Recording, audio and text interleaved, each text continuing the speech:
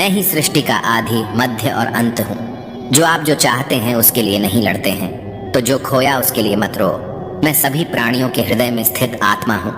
मैं सभी प्राणियों का आदि, मध्य और अंत भी हूँ। ठंड या गर्मी, सुख या दर्द का अनुभव करें। ये अनुभव क्षणभंगुर हैं, वे आते हैं और जाते हैं। उन्हें धैर्यपूर्वक सहन करें। सत्य कभी नष्ट नहीं हो सकता। अच्छा करने से नहीं डरना चाहिए। इस शरीर का मोह मत करो। यह तो माटी है, माटी में मिल जाएगा। अमर तो आत्मा है जो परमात्मा में मिल जाएगी। मन चंचल है, इसे और संयमित करना कठिन है, लेकिन यह अभ्यास से वश में हो जाता है। मैं हमेशा तुम्हारे साथ और तुम्हारे आसपास रहता है, चाहे तुम कुछ भी कर रहे हो। आप वही हैं जिसमें आप विश्वास करते हैं। आप वह बन जाते हैं जो आप मानते हैं कि आप बन सकते हैं। जिस इंसान के चारों तरफ नकारात्मक लोग रहते हैं, उस इंसान का मंजिल से भटक जाना तय है। अपने अनिवार्य कर्तव्य का पालन करें, क्योंकि क्रिया वास्तव में निष्क्रियता से बेहतर है। समय हमेशा चलता रहता है, कभी रुकता नहीं। यदि आज बुरा समय है तो कल अच्छा होगा। इसलिए आप बिना किसी स्वार्थ के सिर्फ कर्म कीजिए, फल समय खुद देगा। जो अहंकार से मोहित हो जाता है वह सोचता है मैं करता हूँ। मैं किसी का भाग्य निर्माण नहीं करता।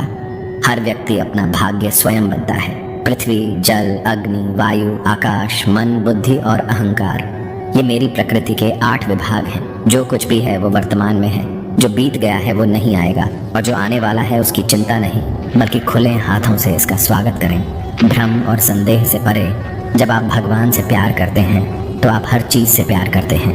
मन उन लोगों के लिए दुश्मन की तरह काम करता है जो इसे नियंत्रित नहीं करते हैं, और जिसने अपने मन को जीत लिया है उसके लिए मन सबसे अच्छा मित्र है। क्रोध में इंसान भ्रमित हो जाता है और भ्रम से बुद्धि व्यग्र हो जाती है, और अपने गलत फैसले के चलते उसका पतन शुरू हो जाता है।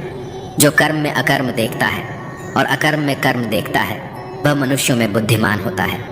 आप केवल कर्म के हकदार हैं, उसके फल के कभी नहीं। मनुष्य अपने विश्वास से निर्मित होता है। जैसा वह मानता है वैसा ही वह है। आत्मा विनाश से परे है। कोई भी उस आत्मा का अंत नहीं कर सकता जो अनंत है।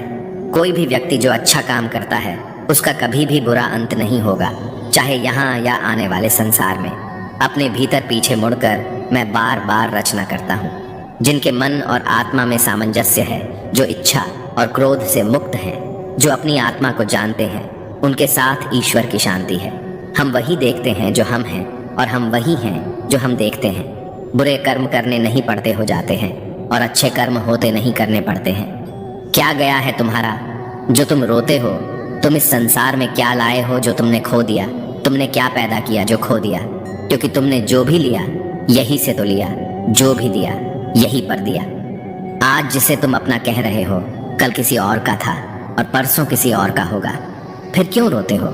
ये प्रकृति है जो सभी गतियों का कारण बनती है। अहंकार से मोहित मूर्ख उस धारणा को धारण करता है जो कहती है मैंने किया, न यह शरीर तुम्हारा है और न तुम इस शरीर के।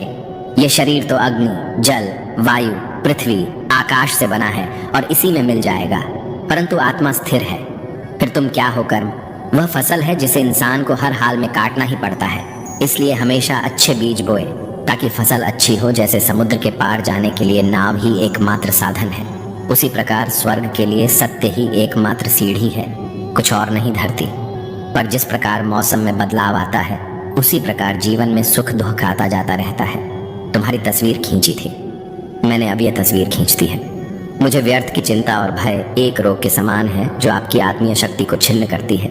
जैसे जल द्वारा अग्नि को शांत किया जाता है, वैसे ही ज्ञान के द्वारा मन को शांत रखना चाहिए।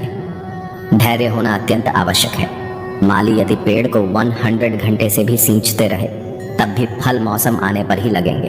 आपके भीतर के अवगुणों से आपका महत्व कम नहीं होता। बस उनसे मुक्त होने का और संसार की भलाई की ओर प्रस्थान करने का प्रयास कीजिए। अगर आप किसी को छोटा देख रहे हो तो आप उसे या तो दूर से देख रहे हो या तो अपने भीतर के अहंकार से। पेड़ कभी डाली काटने से नहीं सूखता, पेड़ हमेशा जड़ काटने से सूखता है।